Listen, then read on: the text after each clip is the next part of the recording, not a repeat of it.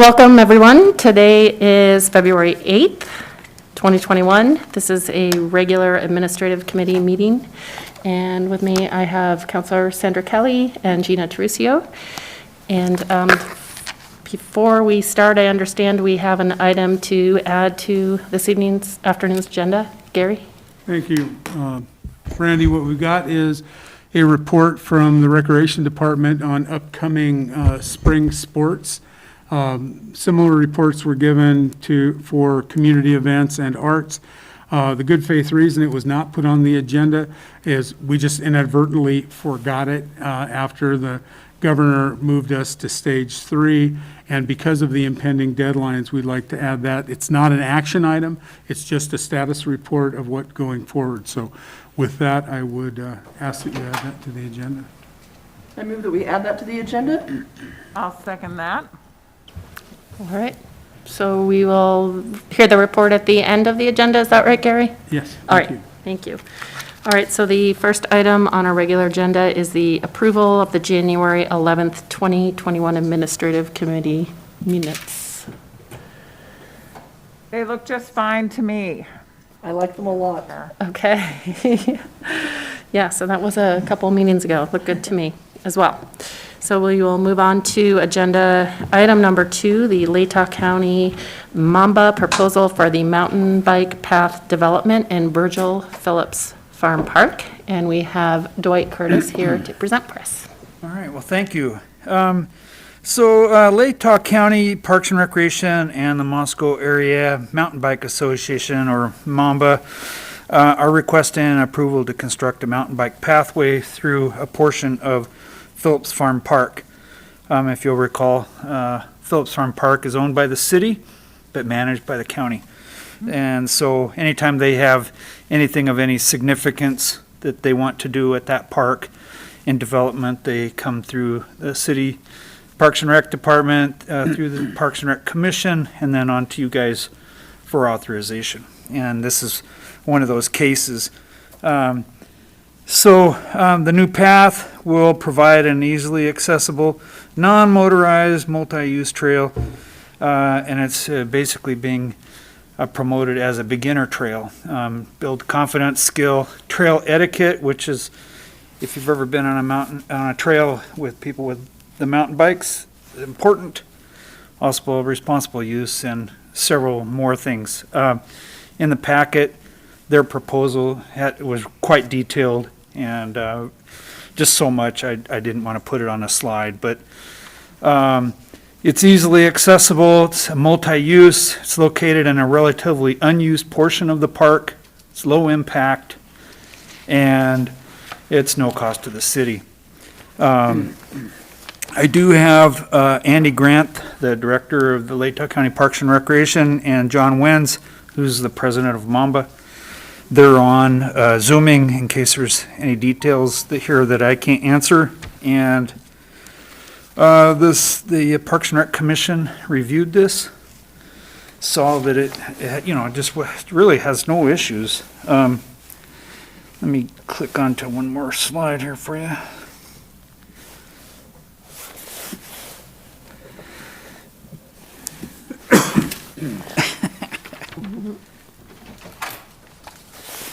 Okay. Just click one of the mouse buttons. Just click on the slide. There we go. Okay. So the park itself, an aerial view. This is in your packet, but pretty much the lower left side of that entire slide is the park, and the area that they want to put the pathway in, I have circled in yellow. And then up close, and I'm sorry, John, I'm going to throw you under the bus. I did not draw that. But it's just to give you a general idea of how they want to lay this out. It might not be exactly like this, but beginner trail, and we just didn't see any issues with this.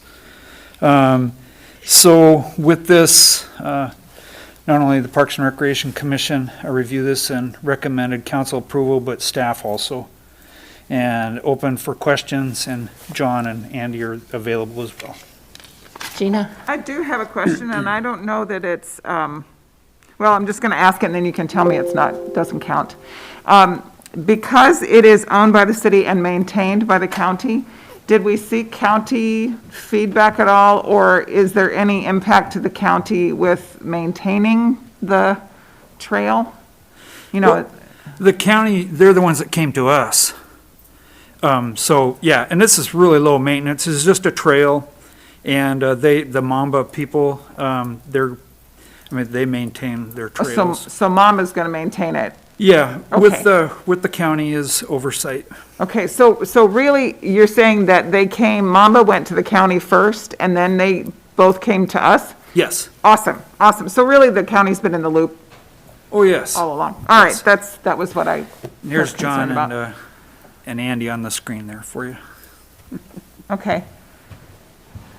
Okay, so again, really no cost or impact to the city. The county is not going to really take a hit as far as maintaining it because the Mamba people will help and it's okay. It's a low maintenance kind of a thing. Yeah, and I would Okay. throw that out to them, just in case I'm off with that, but that's how I understand it. Okay? Do you have anything to add to that, guys? I'm going to take that as a no. I was just waiting for Andy first, but no, I think that hits it pretty well. You know, the trail build part of it is going to be all volunteer, where we work with community members to learn how to build sustainable trail, and then maintenance after that is pretty low. And then we have some funds to build a small bridge that's needed, and otherwise, yeah, everything's pretty straightforward. Okay? I'm glad to hear that. I do have just a couple quick questions. I've only been out there a few times to walk around and I've never seen people biking. Are they allowed on those trails to bike right now or not? Do you know? There's no no bike trails out there right now. So a follow-up to that then, would there be anything set up to encourage mountain bikers to not veer off their path area so they're not disrupting the other trails in other areas? Are there going to be signs put up or anything like that? I know it's hard to enforce, but will there be something to keep the mountain bikers off the other trails? We will if it's needed. Okay. We'll just kind of see how it goes. But signs can be made up pretty quick if we need them. Yeah, we have some the brown flexible signs like you see on national parks and whatnot in the Forest Service. We've donated those to the Friends of Phillips Farm. Okay. And we have some signage already that are, no mountain bikes type thing that could easily be put at the beginning of the two trails that are over there. And again, this is usually going to be some beginners, and beginners are not going to want to go on those other trails because they're not really enjoyable to ride on because of the steep grade and then and things like that. So don't anticipate anybody who's really looking to do a lot of shredding to show up there because of the distance they'd have to travel and very little to ride. Great, thank you.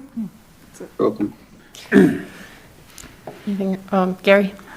Dwight, how long is the lease that we have with Latah County on Phillips Farm? Oh, geez.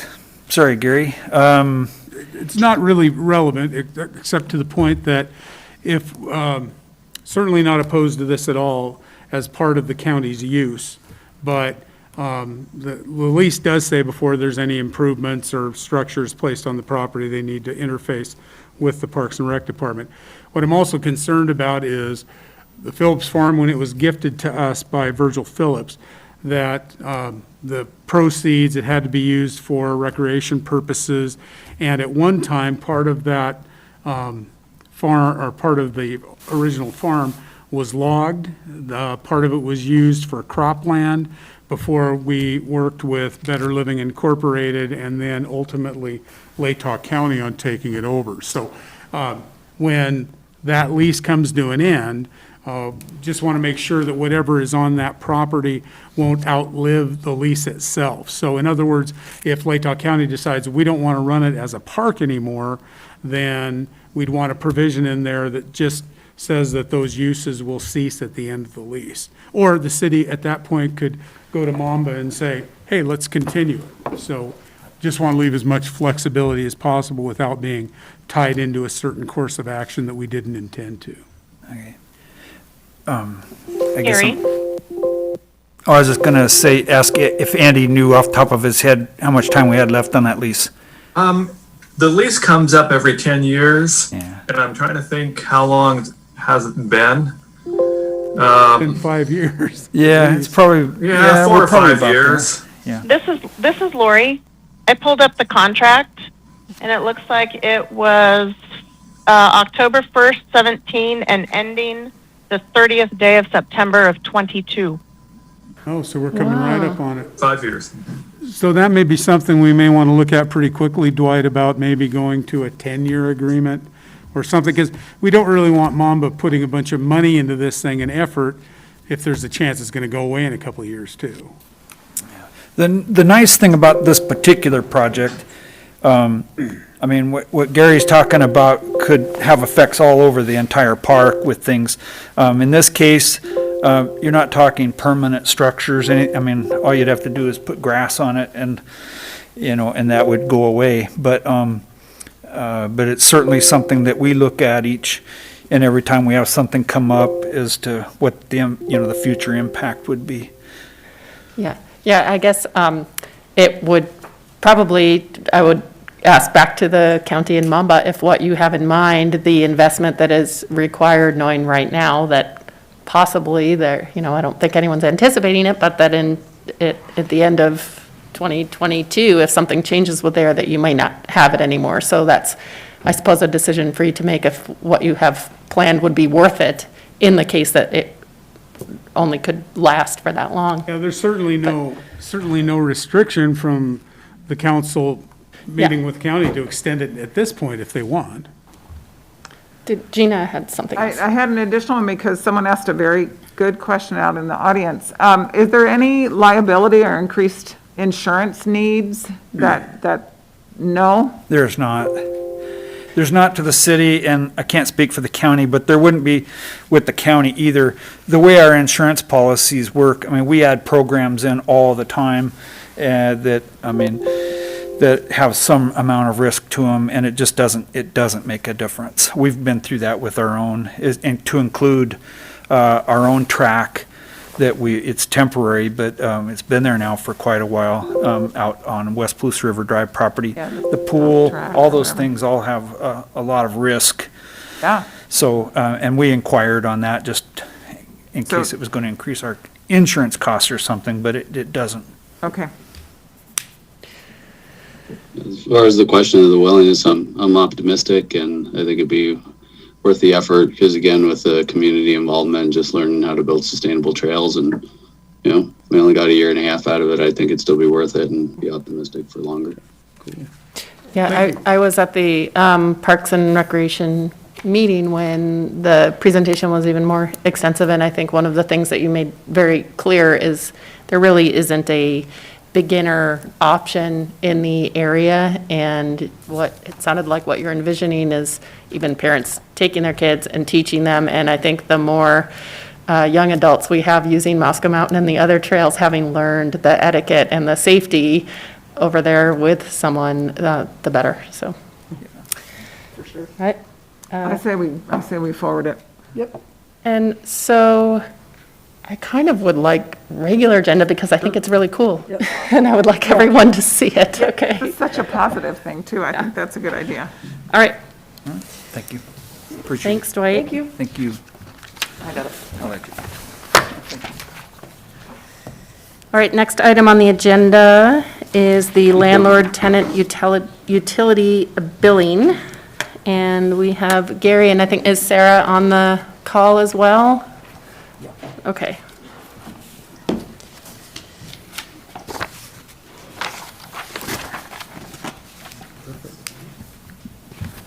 Sarah Banks, Finance Director. Yep, we've got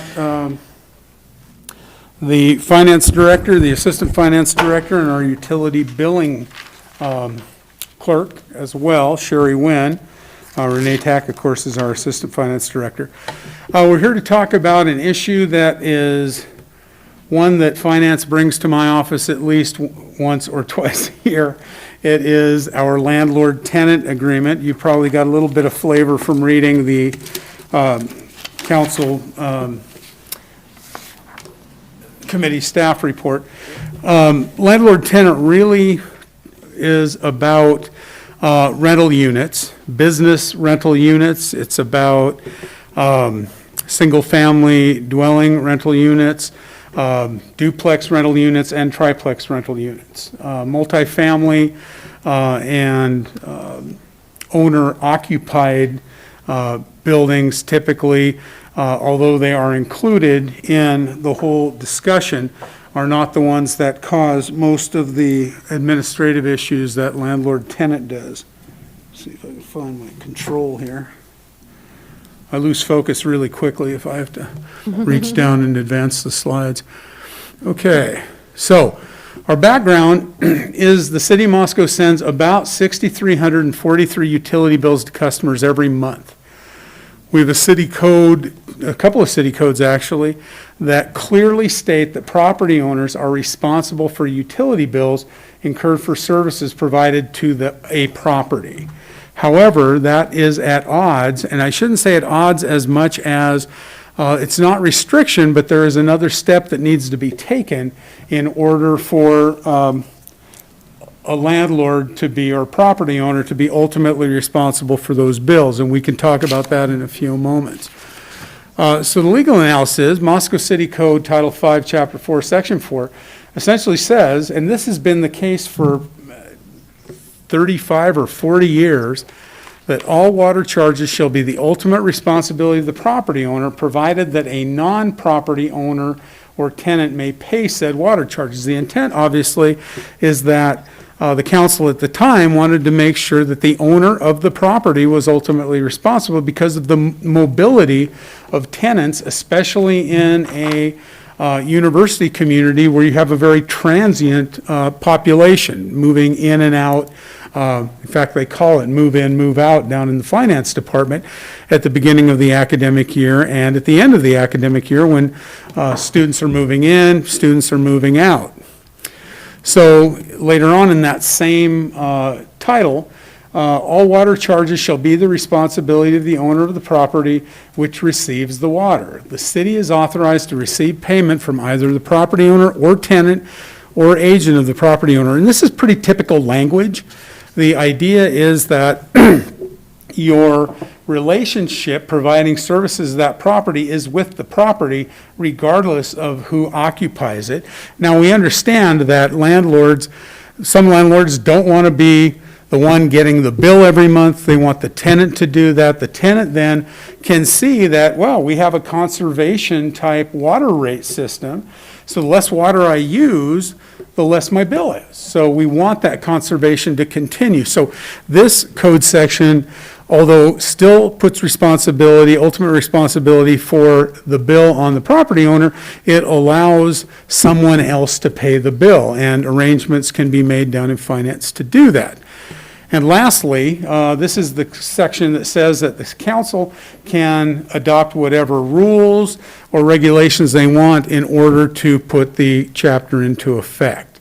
So essentially, the rules have to be approved by the city council. Okay, so it looks like we've got the framework there to do it, and we in fact have that framework. However, the fly in the ointment is the Supreme Court. Supreme Court in 1989, in the case of Grangeville versus Haskin, it was a case where the city of Grangeville brought an action against the owner of a piece of property for a bill that was left hanging with the city. It was a rental property. And so the city sued to recover their utility charges against the landlord. So the issue that came before the Supreme Court was whether a city may impose liability on the owner for those charges. And the answer is yes, you can do that. No in this case, and likely no in Moscow's case. The holding that the Supreme Court said is the city had no statutory authorization. In other words, it wasn't authorized by Idaho code that the city could unilaterally say, property owner, you're responsible. You can say that, but that doesn't mean you can hold them responsible ultimately. Okay, so there was no contract for services, so the responsibility was implied because of the city code and the provision of services to that property. So that's the holding of the case. The takeaway for us is that if we want to enforce the Moscow City Code saying the property owner is ultimately responsible, we need a thing that we lawyers like to call privity of contract, which means that we need the property owner and the city to come to an agreement where the property owner acknowledges that they are ultimately responsible for those charges. Now, the city already requires that by ordinance, and at any time can impose that on the property owner. It could say tomorrow, well, you'd need more lead time, but in a reasonable period of time, say, okay, we are going to give our ordinances effect now, so everybody must come in and re-sign up for water services, utility services. It's not going to cost you any more money. It is just going to allow the statutory process, the ordinance process that was adopted some 40 years ago to become effective. So essentially, what they're saying is whoever asks for the services is who is ultimately responsible for the bill. Now, in our case, puts us in a conundrum. And the conundrum is that, well, let's just go through this. So even though we have the authority to do it for 35 plus years, we billed the tenant as requested. Billing the tenant is the preferred way of billing a property management company or a rental property owner, of course, is just more than happy to allow the tenant to be responsible for the bill. However, billing the tenant has always been a costly proposition to the city. So let's talk about what it means. So I'll just read this because when we wrote it up, it seemed to make the most sense. So the practice of billing tenants has generated multiple steps in the process. A number of the accounts billed to tenants are eventually turned over to a collection agency for non-payment. Any billing, there's always some who don't pay their bills. After the final bill and pass notice, and they are mailed to both the tenant and the property owner, the account is turned over to collections if it isn't collected at that time. That account is monitored while in collection, and the balance is written off after 18 months in collection. These additional steps take more time, add more cost to the process already identified. The city's contract with the collection agency states that any amounts recovered are split 40% to the collection agency and 60% to the city, and that's a typical collection agency rate. Okay, so what does that mean in real dollars? And we've got a bunch of slides after this where we can talk about, in actuality, breaking it down even further. Yes. Can I just ask, in that last background process, at no stage in that is the landlord notified that their tenant is delinquent on their utility bills? I will defer that to Sarah and Sherry, but my understanding is when it is past due, the landlord is notified, but. Yep, that's correct. As soon as the account becomes delinquent, the owner starts getting notified that the bill has not been paid. In every stage of the process, once delinquent, the owner is notified and copied. So including up to the point in which after 18 months of non-payment, they're just notified that it's going away? No, so the write-off process of the 18 months, by that time, these accounts are already in delete status. The tenants have moved on. There's a new tenant that has moved in, but because there's a refusal to take care of the outstanding balance on the account, we just have essentially a dead account with a balance. Okay. We work with collections. We try to get the fees taken care of and covered through the collection process. But after 18 months, if that doesn't work, we have to take it off the books. I think Gina wanted to ask something. Yeah, I want to follow up on Brandy's question. So we're using two terms here that I think are separate in that tenant or landlord and owner can be separate. So in this process, Sarah, your answer was we notify the owner. Does that imply the landlord too? So there are three parties at times being notified? Well, the only place in which an owner themselves would not be notified is if they have signed over an agency. Right. A agency to take care of it for them, and the rental agency either acts on their behalf or they notify the owner themselves to determine what the owner wants to do. Such as a management company. Right. So there could actually be a time where the owner is not made aware. Exactly, but the owner would grant authorization to the management agency, And then so it would be- the owner would hold the management agency accountable for that. Right, per their contract. Yep. Okay? So, as indicated, the average over the last 10 years has been about $10,250 in actual lost revenues. So, after everything's said and done, we're writing off approximately $10,250 a year. Of bigger note, I shouldn't say bigger note, of just as important is the amount of staff time it takes to do this. Because if you've ever been involved, and hopefully none of you ever have been involved in a collection process, it takes a while. When you have May and students are moving out, that bill may not come due for 30 days. So that tenant's gone. The bill comes 30 days, we try to collect it, can't do that, so then we start the process of the collection. As we just talked about, the landlord can pay, but if the landlord doesn't pay, then we're chasing somebody who may be in a different state across the nation or in a foreign country by that time. And what happens, there's a situation where it's just darn tough to collect. Now, there are situations with people who are, or should I say, those who are delinquent in a chronic sense. They can run up a delinquency in a bill and then move from one address, one rental address in the city, to another rental address, come back in and start service at that new address. Okay, so there are a lot of nuances here and hoops for people to jump through. Likewise, if you had a rental property and there was a delinquency against it, the tenant moves out who owes the money, say moves to another state, whatever, there is still a delinquent account for services provided to that property. The landlord, if the landlord doesn't want to pay, doesn't pay, and then a new tenant, he or she, rents to a new tenant the next week, that new tenant comes in and then can start services to that property when there's a delinquency owed to services to that property. So, all of these different scenarios, and there's Sherry could tell you way more than I can, but there are many situations like this, including, and we've got a slide talking about how the city tries to mediate disagreements or misunderstandings between the tenant and the property owner as well. So, that being said, our water department and our sanitation and finance, utility billing, are very involved in this. And if you look at what it costs for these collection efforts in order to recover this $10,250, we're putting about $31,000 a year of staff time into it.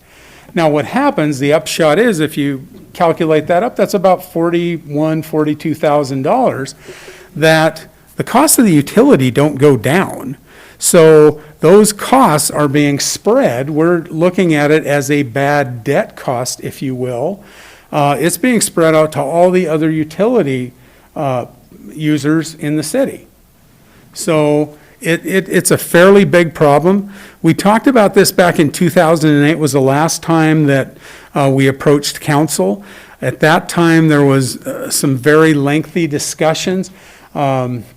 And there were surveys done of property owners and that sort of thing, rental property owners and management companies. And essentially, that is where we got the system we've got today. Council was unwilling at that time to say we will get into a contractual situation with property owners.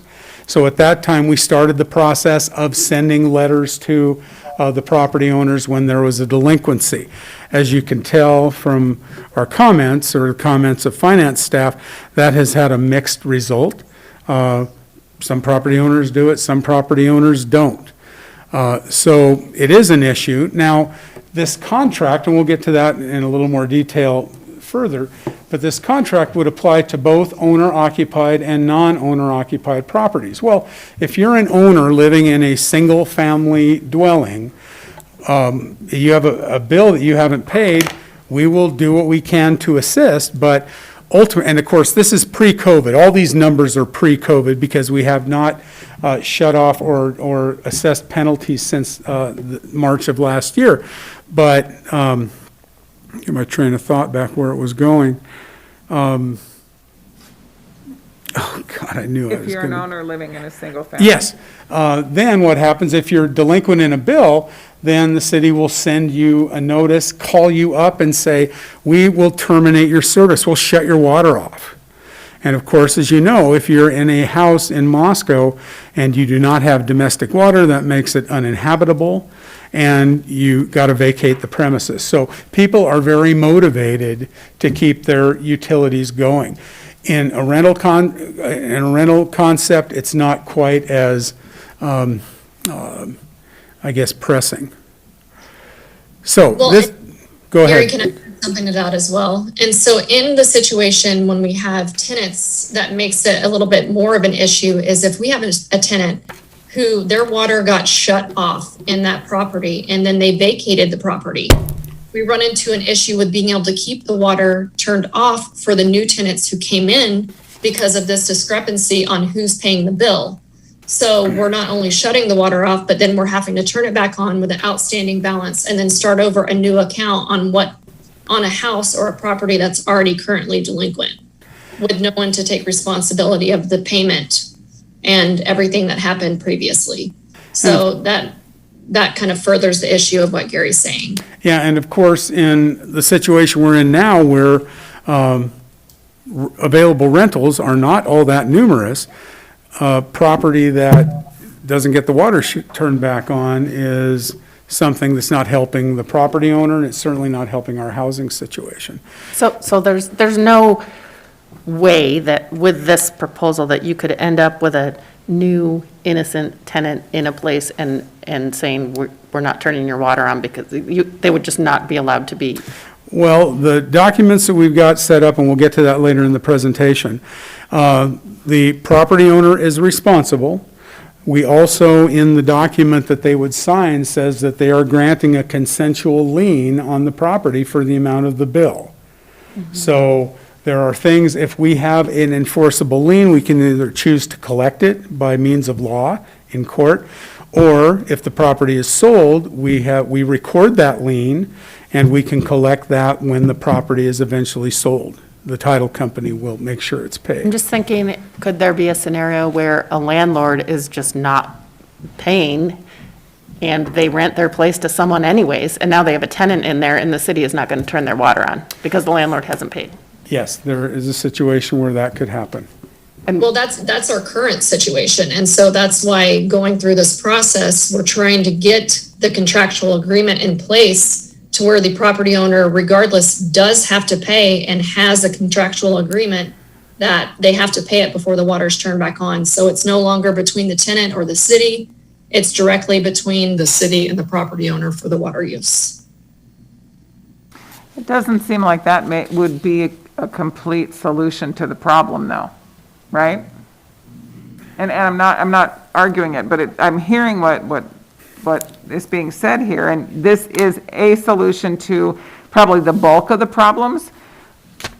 But that one problematic land owner or building owner or space owner is not going to pay one way or the other if he's bound and determined not to pay. Well, you have to remember, once we get unless the property owner sells the property, that agreement that they've already signed with the city continues even if that property owner is in arrears.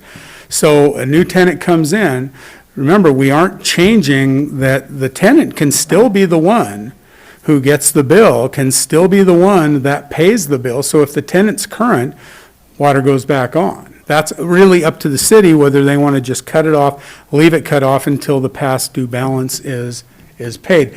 That doesn't happen very often. Is there a limit? Like at some point, are we going to cut it off at like 100,000 or something? Well, Or at is some it- point, we would make the decision to take it to court Yeah, yeah, and collect it that way. yeah.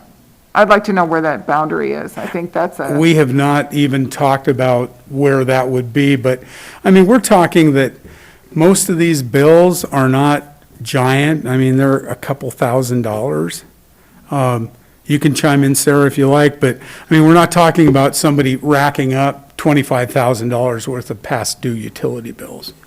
No, since I have been doing the research on this and been here, I think the largest bill I've seen is about $6,000. It is normally in between the $1,000 to $2,500,000 range. And there are some that are much lower than that. And that's also because we've restructured our shut off to only be 45 days. So that really cut down on a lot of the past due balance that we were carrying. But like Gary said, it's still no more than usually a couple thousand. good.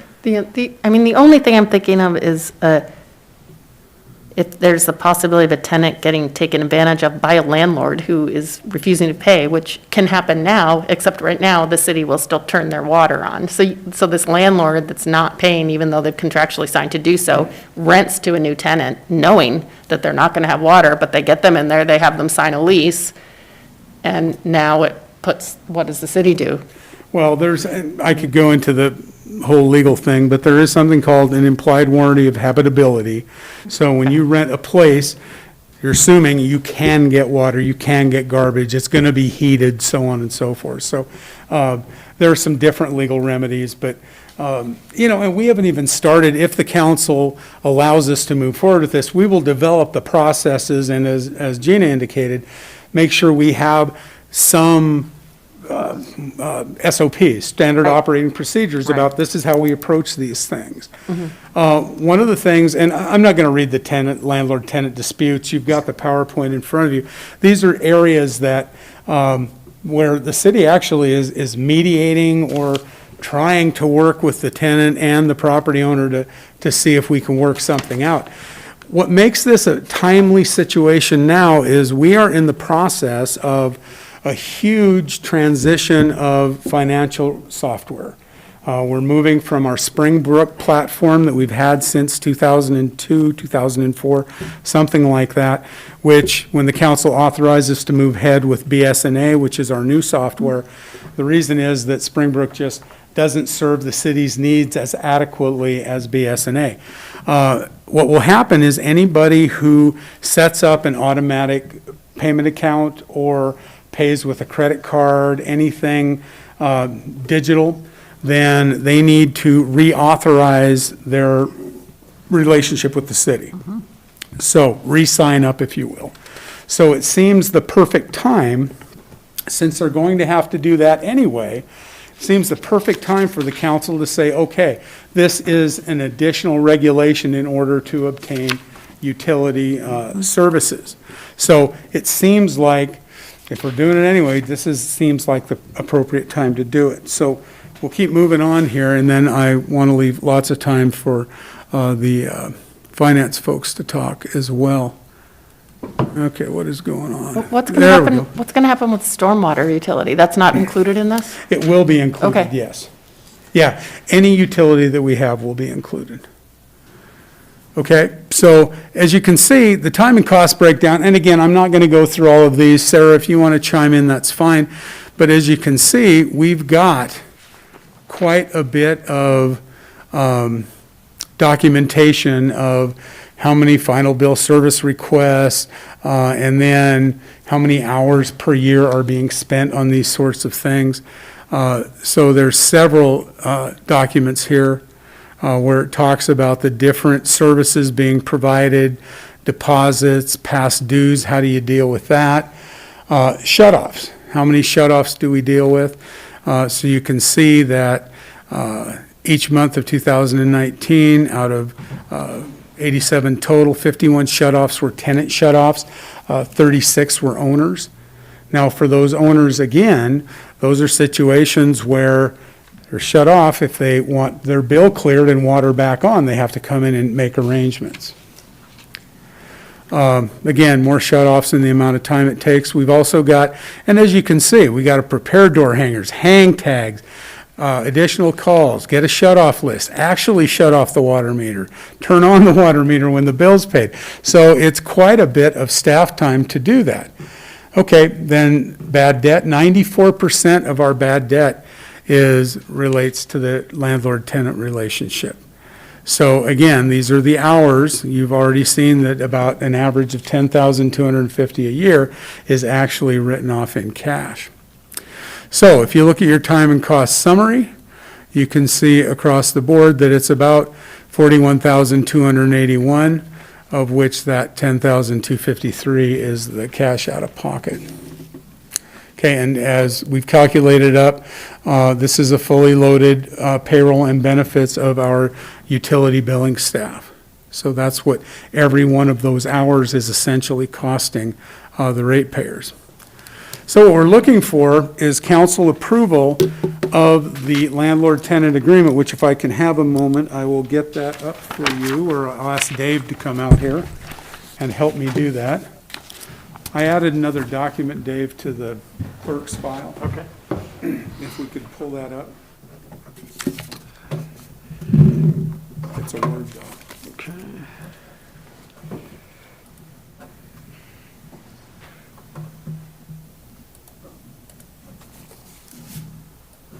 There it is, resolution. Yep.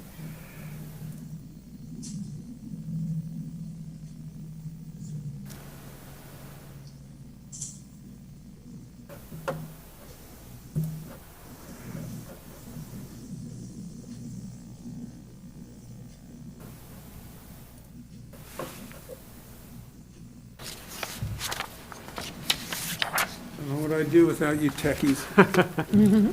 Okay, so this was included in your packets. Since we already have ordinances which authorize the bill to be ultimately paid by the property owner, the question is, how do we get that out there? How do we make it effective? And so legal has drafted this resolution in conformance with the finance staff to talk about, okay, how can we do that? And then, of course, like all of our resolutions, this is all the history on it, you know, the authorization, the code sections that allow us to do it, and why. So we're looking at that. So what we look at is adopting the different types of exhibits that follow this. Billing policy, applications, and billing directives. So what you've got is the policy, which is going to be utilized in order to implement this. You have the application, which is essentially satisfies that privity of contract that the Supreme Court said we needed to have in Grangeville v. Haskin. And then, of course, the billing directive. So if a landlord and a tenant, or a landlord and a registered agent, not a registered agent, an agent such as a management company, that's the document that allows that to happen. So we'll go through those very quickly. And as I said, they're in your packets. And what we're looking for tonight, or today, is a direction from the council as to, or committee, what you would like us to do. Go ahead. On these, since it specifies water, sewer, sanitation, do we want to take that out, or do we want to just say all utilities, or? That is something we talked about, and we actually just worked on this policy on Thursday and Friday because we wanted to get you an example. We will continue if the council or committee says, hey, move forward with this, or set it on a future committee agenda, we will get it even more refined and back to you because, as Gina indicated, maybe you do want to see further processes. Those are things we can play around with. What we're really looking for is, now's the time. We are in the middle of, I should say, we're at the beginning of the cutover to the new software. So we want to be as quick as possible. Okay, so as you can see, this just gives the ability to move forward, and who is responsible for, there we go. Okay, so how do you initiate the process? And where do the utility bills go? Okay, the process by when those bills are prepared, when it becomes delinquent, assessing a late fee set by city council resolution. And here is that thing I think, Brandy, that you were talking about. The owner or tenant may not initiate or reinstate service to a property without satisfaction of all outstanding bills for utility services to that property. So, again, the ultimate goal here is to make sure that those utility bills get paid. Will you scroll back up to the top of that, please, Gary? Because you talked, there's some, I think maybe a definition section might be good. Okay? Because you're talking about non-owner occupants and tenants and occupants, and I think it, just some Okay. sort of delineation of what's what. Okay. And we tried to do that with describing non-owner occupants as tenants and then property owners as owners, but certainly we can. But again, landlord's not thrown in there, and You bet. that's, And that's, landlord is confusing. kind of the slang, if you will. We're Yeah. really talking about the property owner. Yeah, Okay? Deposits, if you own the property, you don't pay a deposit because it's essentially, you own the property and you are responsible as, if you don't pay your bill, then ultimately, the water will get shut off and it'll affect you. We're also talking about, okay, tenant accounts require a deposit for residential and 175 for commercial accounts. And again, the reason for this is so that we have some ability, to keep providing service. If somebody falls behind on their bill, at least they need to, they've got some money, a deposit to cover part of it. When that tenant leaves, will the city then know to refund that deposit? Yeah, Okay. we talk about it here, if you look at number 5, at the closing of the utility account, the amount of any remaining deposit shall be applied to an outstanding balance owing on the account. After that has been paid in full, any amount remaining shall be refunded. Okay. So we're not looking for a windfall. Yes? Hey, Gary, in number 2, where it says, talking about the alternate accounts for $100 residential, Uh-huh. would it be, I don't know if this is easier or harder, but would it be easier to put a percentage in there so we don't always have to come back and change this every time prices change? I'm not the one to be asking that. Sarah, maybe you could chime in on that? This isn't an amount that actually changes that much. Certainly, I mean, we could look at anything. We could look at percentages or whatever, but the $100 and the 175 is because we're trying to get as close as we can to our bottom level base fee that we currently have. And we certainly don't want to be over our base fee amount for the deposit because some people, that's pretty much all they pay. But we don't want to be too far under to where if we try to recoup something, it's not even making the deposit worth it. So that is why they're set at the amounts they are. And I believe those just changed a year or two ago. We just increased those from $90, and I can't remember what commercial was. But it isn't something, like I said, before that, I don't think it had been changed for 10 years. Oh, okay, great, thank you. Back in 2008, that was one of the things that was said is, why don't you just charge a higher deposit? Well, again, you have somebody who's coming in, they're leasing a house for a year because they're a student. You can't really hit them with a $1,500 deposit. That's, so anyway, that was something that the council at that time said they weren't interested in doing. Number 3 addresses that situation I was talking about where you have someone who leaves a delinquent bill here, then opens up another account in another address. If you've got someone who has delinquencies, has a history of non-payments, then you can either refuse them service until they clear those, double the deposit amount, so on and so forth. So again, the idea is to get the utility bills paid. Now, the finance department for years has worked with those with delinquencies and arrangements. And if you make an arrangement, then you're expected to comply with it. If you don't do it, then ultimately, there's a section in here that talks about if you don't do it over a period of time, then you can be refused on the arrangement and get turned off anyway. So I'm sorry, Gary, so then in that section there, may not initiate service until all outstanding bills have been paid. Are you saying that, or an arrangement has been made and it's being satisfied, or is that Again, I'll an let alternate? Sarah talk about that, but it's my understanding that, we want to try and work with people. So we have had in the past. Sarah, do you want to chime in on that?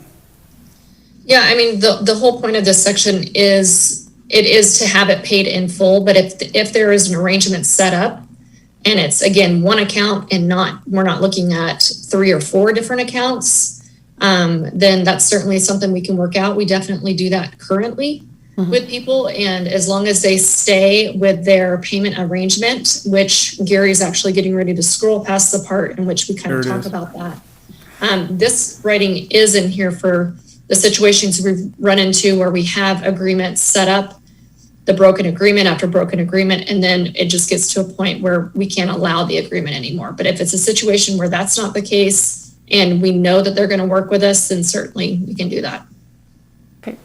Okay, but yeah, the finance is really good about that. And if people in good faith are making efforts to do it, finance has always been very good in working with people. But you know how it is, some people are not really good about keeping their arrangements either. Let's see, so, it also leaves the ability for, let's see, there it is, to report to a title company or a bank upon sale or foreclosure of a property for which there is a delinquent account. The idea is to, if you inform the title company or the bank, when the property is being closed upon, then they will clear those debts, including our utility bills. So the question is, how do we do that? So we're still working through that. We've talked to some title companies on ways that we might be able to do that efficiently. So, and the idea is, of course, the seller who sells it, who's getting the proceeds of the property, that bill gets taken care of and it isn't burdening the new owner. Okay, so this is the application.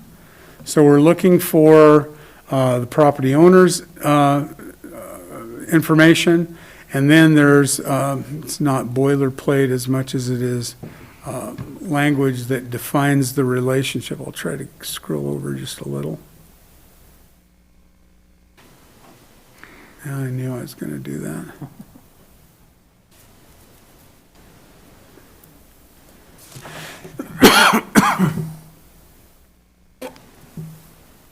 There we go.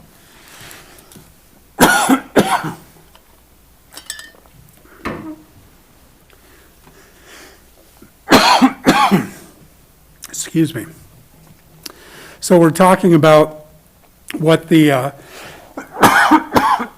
excuse me. Do you want to take a little break? I would appreciate that. Sure, yeah. I don't have any, I don't have any You have minutes or 37 anything. All right, so we'll take a little recess.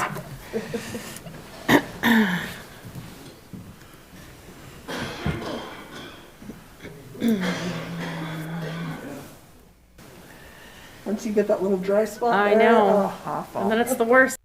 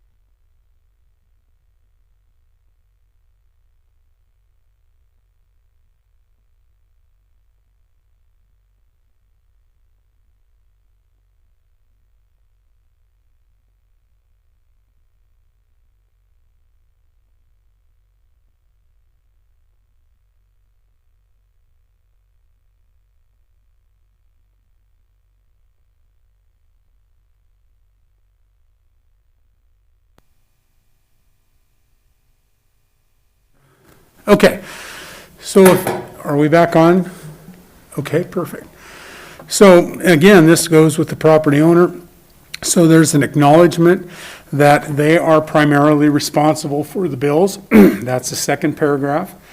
The first paragraph essentially says they are requesting it, so they want utility services to that property, and the terms are in the second paragraph.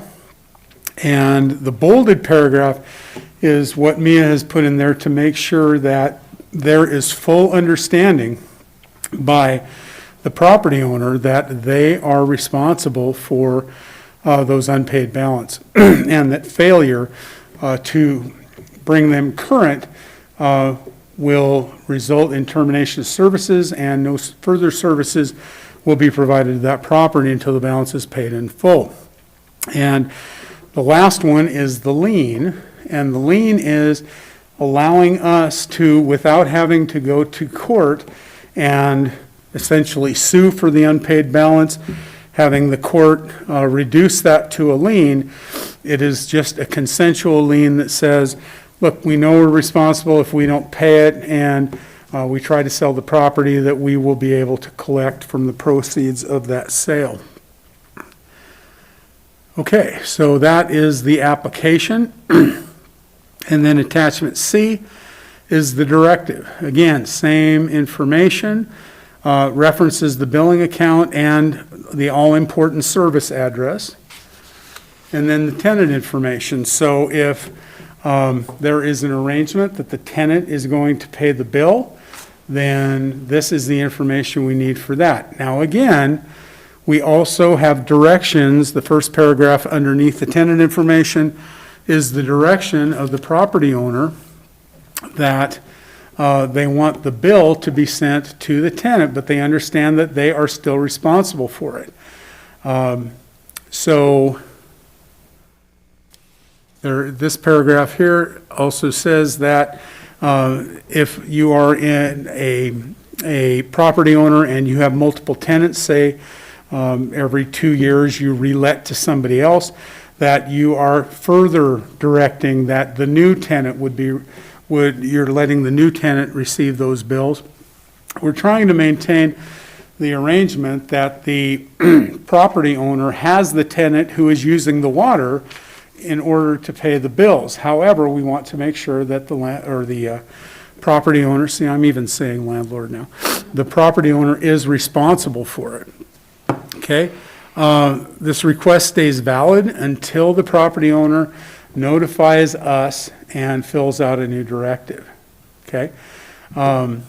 So all important, the last paragraph, the new tenant's name will not be added until the current account is paid in full. Any unpaid balances are the responsibility of the property owner. Again, that's throughout this document.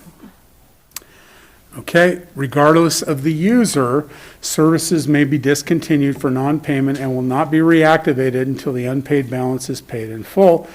And then the last thing, after reading all of that, you finally have to pull the trigger and say, yes, do it, no, don't do it, and then signing it. So this is what we really want to have done, that we do have that privity of contract that Grangeville v. Haskin is requiring of us. So with that, I'm going to stop the screen share. You have these documents in your backup. I've given you a copy of the PowerPoint, so hopefully we won't have to. There we go. Okay, there are the subject matter experts. You may ask them any question you want. I can fill in historical perspective if you like. Sherry is the one who deals month in and month out with these sorts of things. So if you have practical questions that you want to ask her about, you know, the process or that sort of thing, she can certainly fill you in. Questions? Other than the clarifications of the roles, you know, and the titles, landlords and tenants and owner occupied versus non-owner occupied, that kind of thing, I think based on your description and historical documentation, this is a cost we've borne long enough. And I do think that a set of boundaries that are clear and expectations are good. And so it's the right time with the new software and everything. Do we anticipate having any kind of public input on this before? Or, it'll go to the other half of the council, but is there any? Yeah, we have not, we wanted to bring it to council, let you know of the gravity of the situation and the immediacy of the resolution. So yes, we do need to let folks know. Yeah. I don't know if we have the next utility billing letter we can get sent out, explain the entire situation. We came to you, reported a couple of weeks ago that as part of our new software as well, remember last year during the budget, council authorized that fees incurred by the city for electronic transactions, which were anywhere from 3 to 5%, council authorized us in last year's budget to assess a fee of 3 to 5%, depending on what it cost us as a transactional fee, and collect that from users who are engaging in those sorts of payment practices. We have not implemented that yet. Until this new software goes in, there is a transactional piece of that will charge those who use these automatic fund transfers or electronic transactions. They will be charged 2.5%, I believe it is, or 3%, one or the other, under the new software. So that is added to the transaction fee of the people using that. So it's not a city charge. It is, if you want to pay your bill this way, this is what it costs to do that. And that is typical across the industry. Most cities and counties in Idaho do that.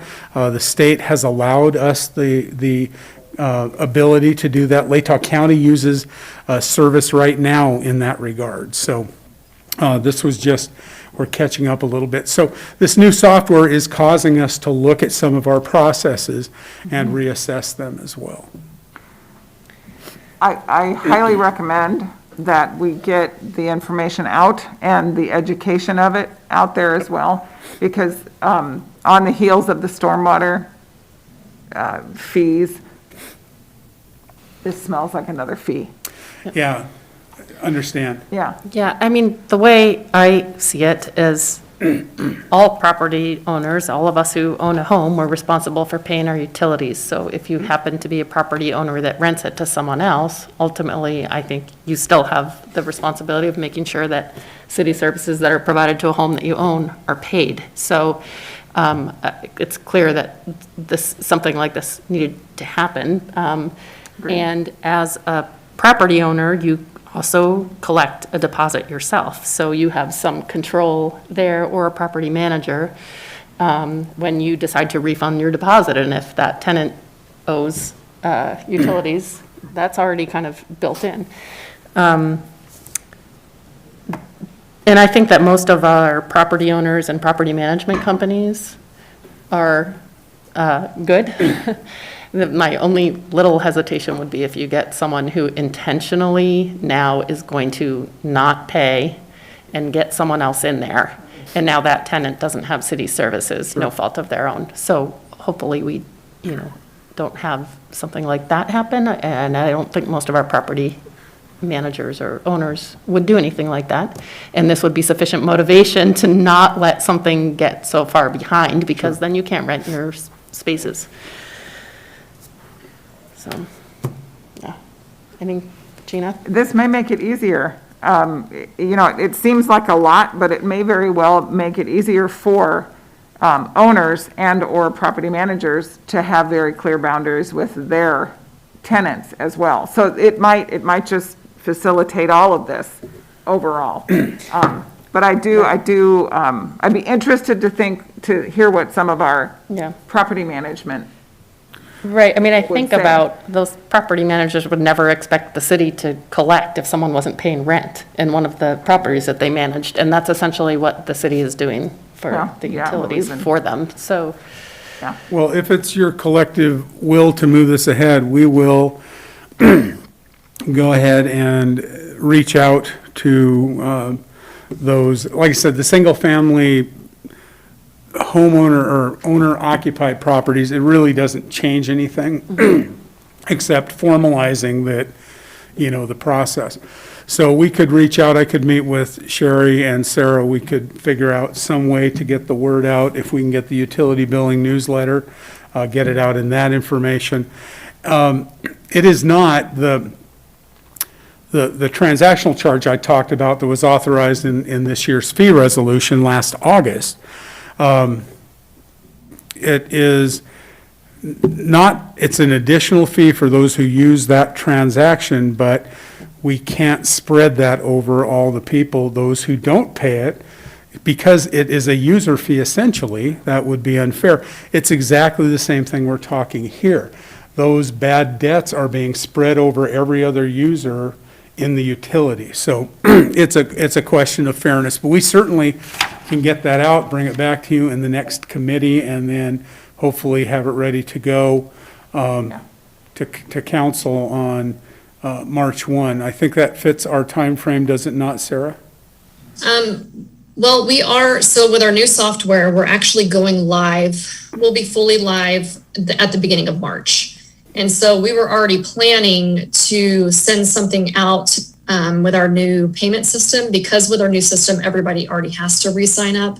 We don't have an option of transferring account numbers and stuff like that out of our current system and into a new one, because we don't have access to those. And so when we are switching over, we're already going to be sending out that information. And so we could do this at the same time because we were already planning on it. And it would be a good time, since everything is changing and transitioning. It would all happen at once, which I think would create a lot less confusion. Okay, so do we have a drop dead date when council would have to direct this to be done? If we wanted it to all happen at once, we really need it no later than the beginning of March. Okay, we will take a look at that and see what we can get done. I have one question for either Sherry or Sarah, I think just process-wise. So if a property manager or owner has a building with multiple units, would they just fill this contract out with the city once, and then they can still tell their tenants, contact the city when they have a new tenant to have your water turned on? Or do they, every time they have a new tenant, need to fill out another form? Well, the multi-units isn't exactly what we're talking about, because those are already on one bill. So those landlords are already taking care of their water through their payments with them. So they would just need to fill out one, essentially like a single family property owner, saying, yes, I understand, I'm responsible. If my tenant doesn't pay, this is, what I have to do. But so let's say it's just a duplex then, where your two tenants are getting their own bills from the city. Does the property owner fill this out once, and then as long as things are current, when a tenant leaves, a new one comes in, and that property owner can just tell the new tenant to contact the city to have their utilities turned on? No, in this situation, if you look back at the, and you don't have to do it right now, but in the attachments that we have, the owner will fill it out once for themselves, but then they'll fill out the directive with each new tenant that they have. Okay. And they'll send in that directive, and what that does for us is that lets us know who the new tenant is, lets us know that they're responsible at that time, as well as all their information. Okay. I think once this rolls out, it's really going to be an improvement. I really do. We just need to get it explained well, and the good points highlighted, like this, you only have to fill it out once for a multi-tenant and things like that. There's just some education that needs to happen. So, yeah. And then one other request, when you do the information that's going to be coming out, did you say you're going to be including something about the new transaction fee for the credit card? Yes. Is that going to be part of that? Yep. We can do So- that. It'll be part of the whole cut over to the new I know this software. is a little sidetrack, but when that happens, it would be great if you're not already thinking of this, you probably are, but to include just a comment that if you prefer that convenience of electronic payments, that you can still do that through, for many people, direct payments from your bank, and that does not trigger a transaction fee. It's not using a credit card. You can pay online, right? Through your Well, bank without. So the transactional 2.5% is for all credit card use, and ACH fee is $1. Okay, well, if you, just But yes, including we that, will yeah. explain all of We that. can thank you. include all those Yeah. changes. Okay. All right, well then, anything else on that? If we, I'll meet with staff, and if it's determined that we need a faster time frame, we can certainly at least roll this out in the next council meeting so that we can get direction and we'll get word out. I know it's a fairly short time frame, but as you've indicated, the process has been in place for quite a while. Right. All right, well, do you have the direction needed? Yes, thank Okay. you. All right, and then our last item is the staff report. Thank you, Sarah and Sherry. Thank you. And we have Greg here, there he is. Greg Morrison Hello, from. nice to see everybody. Yep, giving a Parks and Rec report to us. Yeah, as we were starting to get ready for the reopening Idaho Stage 3, we thought it would be a good idea to let you know what we were doing to start our youth sports. Through background checking into the Idaho High School Athletic Association, they've been actually playing high school sports now for all winter. I took some of what they're doing and doing some good things of what the governors asked of us, and came up with some new rules to deal with parents, youth, participants. So to start the process, once we have our end date for signing up basketball, we'll find our coaches, get our kids on the team, and then we'll have a mandatory parent meeting via Zoom, as we're doing now. For those people to be able to participate, they do need to go through our Zoom program so they can say that they've seen it, know what we're talking about, and be able to encourage their kids to have a good time. So what we'll be doing is we'll drop the curtain between the two north-south gyms, and have the kids play. If they're the kindergartners or first grade, will play on the lower hoops. If they're second and third grade, will play on the higher hoops. What we'll do as we ask the kids and parents come in is they'll come in our main entrances, go to their spot, watch their kids. We'll have COVID hand sanitizer stations when they come into the gym, and as well as they're leaving. We'll have them come in, sit down. We'll keep people at least 6 feet apart that are not in a family pod. If they need more than the 2 chairs, we'll be able to accommodate them there.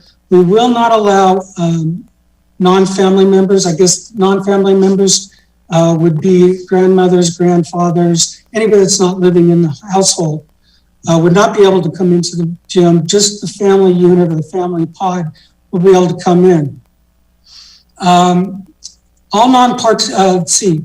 So anybody that's not participating in the game itself, essential personnel, coaches, officials, table help, are all required to wear masks, whether that's the official running up and down the court or my table people that are keeping score. They will all have to wear masks at that time.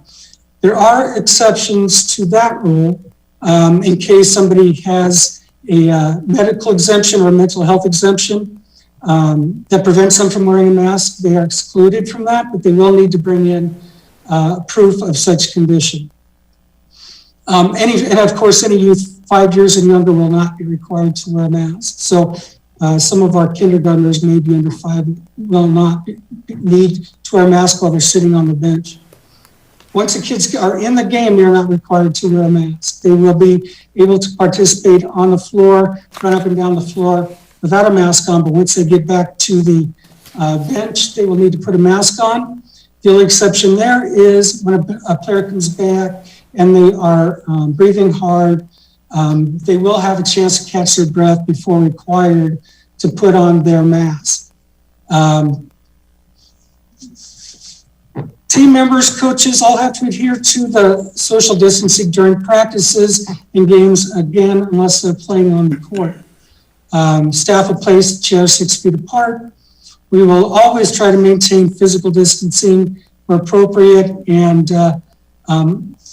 in between or during halftime, during timeouts, quarters, and after games, we will sanitize the balls. In between that time, again, we will have hand sanitizers at the bench area, at the entrances, at the exits, so make sure everybody has an opportunity to use those.